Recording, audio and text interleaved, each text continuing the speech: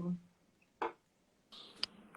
Pronto, voltamos. Preciso solicitar? Voltamos. Caiu subitamente. Muito rápido. Mas, enfim, nós estamos falando, e acho que conclui o raciocínio, mas, enfim, estamos aí na finalização desse bate-papo, né, Jaqueline? Mas agora a gente tem mais tempinho para continuar também. Fica tranquilo. Sempre acho válido ter essa pauta, essa possibilidade dessa pauta, né? Porque falar sobre ética, quando deixa de ser compreendido como algo maçante e positivo, passa a ser um assunto que congrega e é capaz de gerar a reflexão necessária que traga resposta às dúvidas, aos dilemas éticos que perpassam aí a atuação do nutricionista. Então, a gente precisa caminhar com mais segurança, e essa segurança pode vir, né? Eu acho que, às vezes, tem aquela... É como quando a gente é criança, né? Que a gente não sabe muito bem se é certo, se não é, sua mãe vai lá, te chama, fala assim, olha, isso aqui a gente não responde assim, ela te fez isso, você precisa agradecer. É mais ou menos o mesmo raciocínio. Não é tão, digamos, não é uma normativa... Não é uma normativa que possa, digamos, aceitar tanta... Né? Você Sim, tá é uma metáfora. Mas a gente não pode aceitar tanta ingenuidade. Né? Nós estamos num momento que nós somos profissionais. E a sociedade nos cobra a eficiência do profissional. Quando nós estamos na universidade, nós nos remetemos aos mestres, mas quando nós estamos na sociedade, nós nos remetemos à sociedade. Então, eu queria finalizar a fala dizendo o seguinte: nós temos o Código de Ética para ler. Você pode não ter um exemplar físico, mas ele está lá nos sites do sistema, do CRN, do CRFN, do CFN, para baixar em PDF. Uma leitura que é prazerosa, porque você vai se identificar no código. Chama atenção para essa publicação, que é Bioética nas Profissões. Nós temos um capítulo escrito, um capítulo com nutricionistas, que é Nutrição e Bioética. Tive a oportunidade de escrever com a Liliana Bricarello e com colegas lá de Curitiba. Só para a gente falar de produções, né? E que você lindamente colocou disponível durante a nossa live o tratado, né? O Tratado de Nutrição e Dietoterapia, que é um compêndio aí de nutricionista para nutricionista. Os advogados diriam que é o vademecum, né? Que é um livro que tem tudo. Exato. E que tem as ondas aí, as ondas que trazem a leitura aí de Hokusai, as ondas de Hokusai, um pintor dessa xilogravura aí que desde o século XIX está nos brindando com esse pensamento de olhar o Monte Fuji como objetivo. Então, que a grande onda da nutrição nos coloque num patamar de olhar a nutrição pensando como um grande objetivo de conhecimento. Então, se nós pudermos contribuir de alguma maneira com quem esteve conosco, é trazer essa reflexão de pensar onde eu busco conhecimento e por que eu devo me atentar a ter uma atuação ética. Então, Jaqueline, eu agradeço a oportunidade.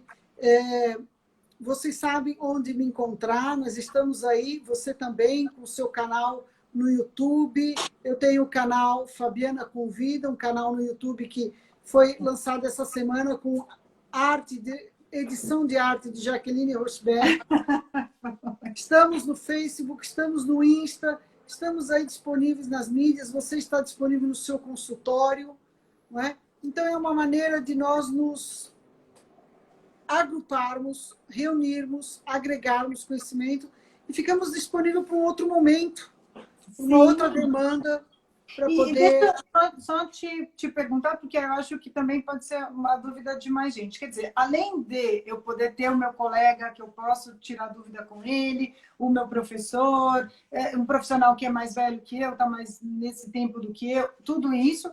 O conselho também responde, basta tem e-mail para isso, eu não peguei o e-mail, mas é só entrar no seu site. crn3@crn3.org.br. Direto, você e eu não posso direto. Quer dizer, Você deve, é a nossa cartão. casa. Então, como aquela outra pergunta que aquela outra questão que a gente colocou. Vou fazer meu cartão. Fiz o curso de psicologia positiva. Posso colocar isso? Não posso? Como que eu coloco? Eu posso escrever. Eu li lá. Consulte o seu conselho, mande exatamente assim, para esse e-mail Então, geral, crn3.org.br, obviamente para quem é da jurisdição do CRN3, sim, né? E senão, eles vão ter o maior prazer e não deixam nenhum contato sem resposta. eu tive o meu. Eu tive dois grandes contatos com o CRN3. Eu fiz parte do CRN3 Jovem e eu, inclusive, deixo aqui a minha recomendação de que façam. Procure na sua faculdade como é que faz para ser um representante da sua faculdade no CRN Jovem. Foram encontros muito esclarecedores, encontros muito ricos e eu acho que você aí pode, aprendendo lá dentro do CRN, levar isso para a sua faculdade, para os seus colegas, e isso vai se multiplicando. Eu acho que é fundamental que o aluno busque essa oportunidade que o CRN dá todos os anos. E Exato. a outra foi durante o meu TCC, porque eu queria escrever sobre ética, eu queria escrever sobre o código de ética, e aí como é que eu faço? Tem lá aquela primeira. A gente vai passando por fases, né? Então você vai procurando a leitura que é no livro, o livro de ética mesmo, né? Porque eu tenho que sair de uma coisa mais longe, né? Até chegar no código de ética. E aí, o que eu queria fazer com ele? Eu queria saber o que os nutricionistas estavam pensando, já que a gente já tinha um ano de vigência do código. Onde encontrar esses dados? Eu não tinha fôlego para eu mesma fazer uma pesquisa, podia ter mandado, né, um questionário para os nutricionistas, mas e o fôlego para mandar esses questionários, receber esses questionários? E aí, com a professora Deise, a gente teve essa ideia. Vamos escrever para o conselho. Pior que vai acontecer eles dizerem que não tem esses dados, mas acho que não, devem ter, né? Então, vamos ver. Pedi, me escreveram de volta perguntando exatamente o que eu queria, como eu queria, de que jeito eu queria. Eu recebi uma planilha que eu praticamente não precisei mexer nela. Eu tinha todos os dados, dados que são públicos, claro, mas eu tinha lá Não, quantos. na verdade, eles não são dados públicos na medida em que eles não são publicizados, digamos assim, mas são Assim, mas os dados de números. acesso para o pesquisador que, devidamente identificado, entra em contato com o conselho, né? Porque você não coloca, você não está Ele não expondo está nenhum lá, não profissional, tá. não há nomes, são números, correto, Eu correto. só tive os números, né? Então, eu tive os números em cada infração ética, quantos já tinham sido julgados, quantos ainda estavam, né, em julgamento, quantos haviam sido recebidos naquele mês. E isso foi fundamental. Meu TCC foi todo baseado, claro, as leituras que eu fiz, mas aplicado a esses dados que eu recebi. Eu já escrevi para o conselho para exatamente como é que eu ponho no meu, como é que eu faço, né? Assim, porque eu tenho lá as minhas, eu posso colocar, né? Eu não fiz essa pergunta, mas eu tenho duas profissões. Eu posso colocar as duas? Mas nem o Conselho de Ética da Ordem dos Advogados do Brasil vai permitir e nem o CFN vai permitir uma coisa dessas. Eu não sou advogada e nutricionista. Eu sou advogada e nutricionista para contar para os meus amigos, advogada e nutricionista para colocar sei lá, no formulário do passaporte, né? Eu posso até colocar as duas coisas. Mas eu não posso atuar como advogada e nutricionista.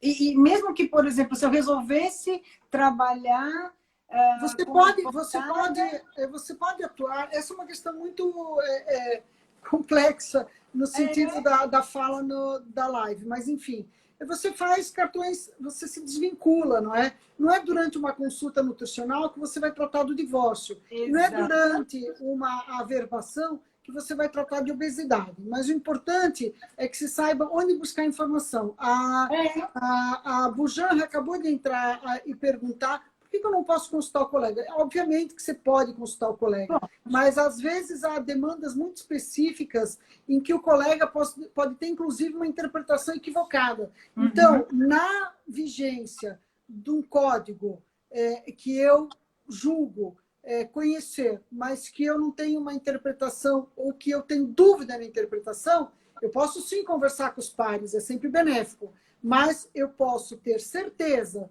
daquele questionamento junto ao órgão de categoria. Então, evidentemente, você tem referências, que são seus professores, seus mestres, ou alguém de notório saber, mas a consulta ao próprio conselho sempre traz um esclarecimento mais adequado. É nesse sentido. Então, obviamente, que ninguém está impedido, muito pelo contrário, a conversa entre os pares, a troca de informação é sempre muito bem-vindo, saudável. Mas, na medida da dúvida muito pungente, muito específica, ou que traz aí uma dúvida, um dilema, ou um questionamento próprio, o conselho está lá, sempre atendendo com o maior prazer e com a maior alegria. E volto a dizer, o conselho somos nós. Né? E tem essa questão que a doutora Rosa coloca, imparcial, a nossa imparcialidade é diante do conflito de interesses, mas o código ele atende a uma profissão. Então, nós vamos responder ao nutricionista, correto? Eu posso consultar um colega, mas o colega também pode estar equivocado. Então, dependendo do que se trata, é a condição sine qua non você consultar a sua entidade. Evidentemente que há questões que dizem respeito ao sindicato, há questões que dizem respeito às BRAM, há questões que dizem respeito ao conselho. Mas, se não for o conselho a responder, ele ainda vai te dizer qual o caminho a seguir. Exatamente. Se não for ele, pode até... A resposta vai ser essa, né? Não Exato. é com a gente, mas é com o seu sindicato. Exato. As pessoas ficam muito incomodadas, às vezes, com um profissional que elas julgam estar atuando como nutricionista. O conselho, ele atua com o nutricionista e o técnico de nutrição. Quem não é nutricionista e não é técnico de nutrição, a comissão de ética do conselho não pode fazer nada. Mas o conselho pode. Ele encaminha para o Ministério Público e a MP vai avaliar se aquele indivíduo, então, encaminhado lá pelo Conselho Regional de Nutricionistas, está atuando no exercício legal da profissão, por exemplo. Mas nós temos que combater esse discurso de que ninguém faz nada, de que não há um trabalho que se encontre resultados. Não, pelo contrário. Embora nós estejamos vivendo um momento muito difícil na sociedade brasileira, político, social e econômico, nós temos instituições fortes que só são fortalecidas na medida em que seus componentes reconhecem essa instituição. Então, eu gostaria de finalizar a nossa fala dizendo que nós temos que respeitar as instituições, fortalecer as instituições, lembrar que nós sim somos o Conselho, nós devemos estar inscritos na APAN, na PANUT, né? Na verdade, na Associação Paulista de Nutrição. Nós devemos estar inscritos no sindicato como uma maneira de quê? Fortalecer a nossa categoria. É assim que se fortalece a categoria. É reconhecendo no outro a sua expertise, é reconhecendo no outro o colega profissional, assim como eu reconheço em você uma colega nutricionista, e que nós estamos aqui nesse momento tendo algumas reflexões sobre angústias pessoais, sobre questões pessoais. Estão perguntando se a live vai ficar salva, Jaqueline. Vai. E vamos colocar depois no YouTube também. Aí a gente faz uma artezinha para mostrar onde está e tudo mais. Ou no seu Insta ou no meu Insta vão encontrar essas informações. Eu acho que nós já discutimos alguns pontos importantes.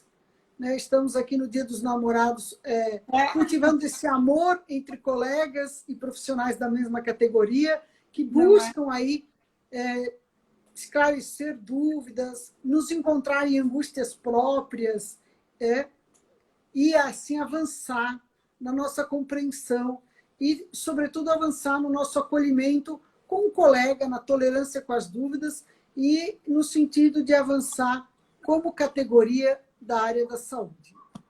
Conversar, discutir, trocar ideias, eventualmente a gente muda de opinião, a gente muda o que pensa, e às vezes a própria situação faz aquilo mudar, então se acha que precisa mudar... Nós podemos mudar de opinião, mas o código tem que ser seguido. Eu posso mudar de opinião, mas o código tem que ser seguido. Então, eu posso me movimentar se eu quiser mudar, mas eu não posso simplesmente reclamar ou não seguir.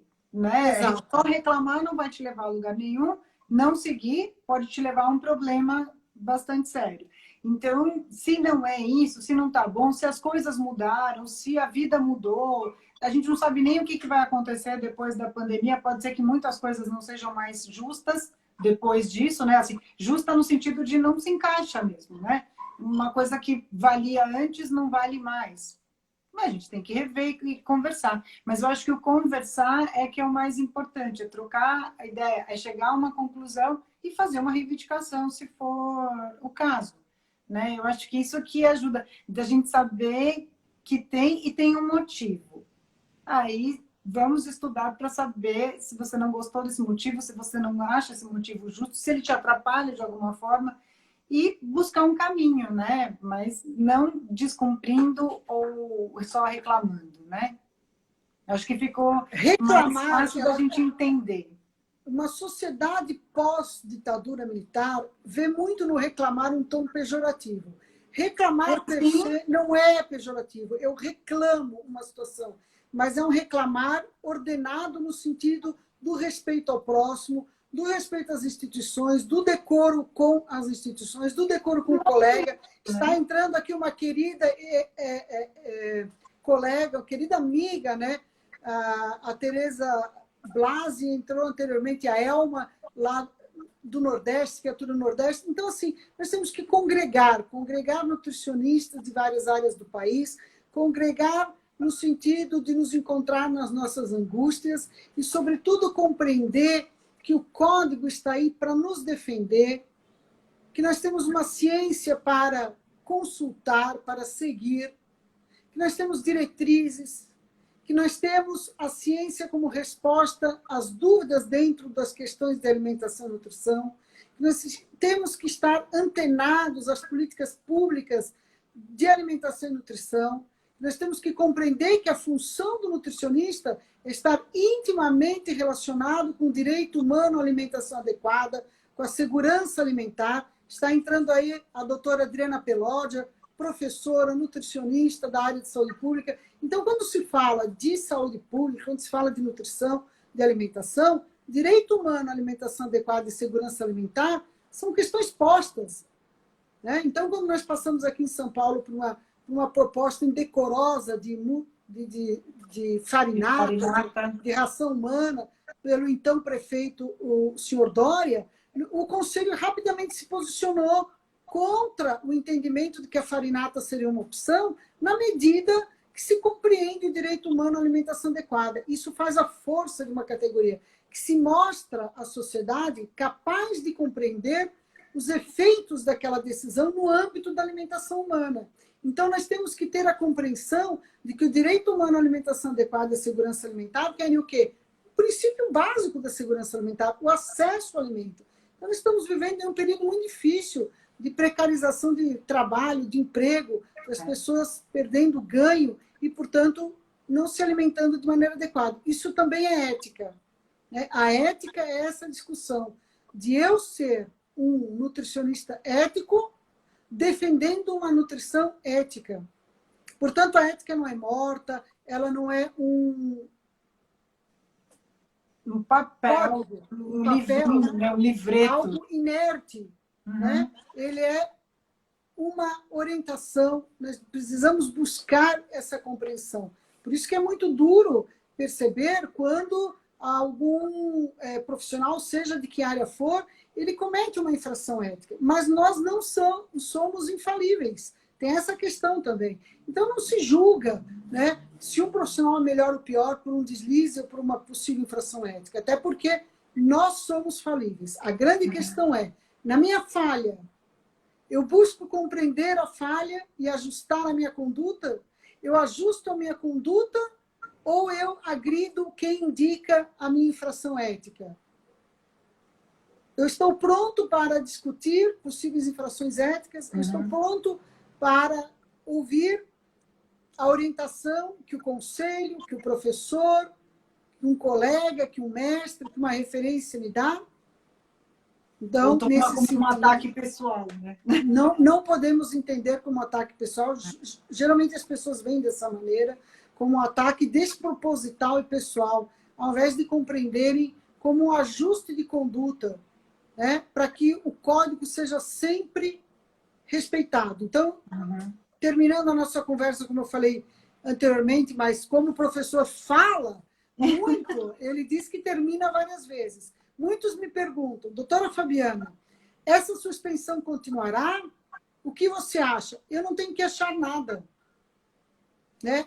Eu não tenho que achar nada, eu tenho que acatar a decisão do sistema. E o que eu tenho que achar? Aliás, o que eu tenho que ter certeza? Que eu vou sempre cumprir o código de ética. E se o código diz tal coisa, assim eu seguirei aquela conduta. Então, a nós, inscritos no sistema, temos a alegria de contar com o sistema, uma instituição forte e que pensa nos nossos direitos e deveres no âmbito da nossa atuação. E, portanto, nós sempre somos consultados, assim como fomos consultados para a construção do código, para a construção coletiva do código, né?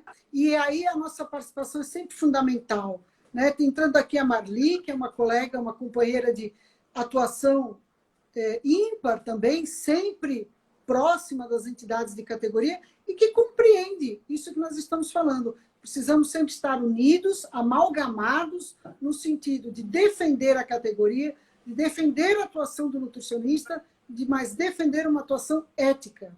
E não existe atuação ética sem ciência, sem técnica. Brilhante, recado dado, não existe. Obrigada, Jaqueline. Muito obrigada, muito Vamos obrigada. nos despedir com a calma necessária e agora sem maiores angústias. Eu agradeço o espaço e que nós voltemos em outra oportunidade para discutir quaisquer dos assuntos tão encantadores que permeiam a nossa atuação.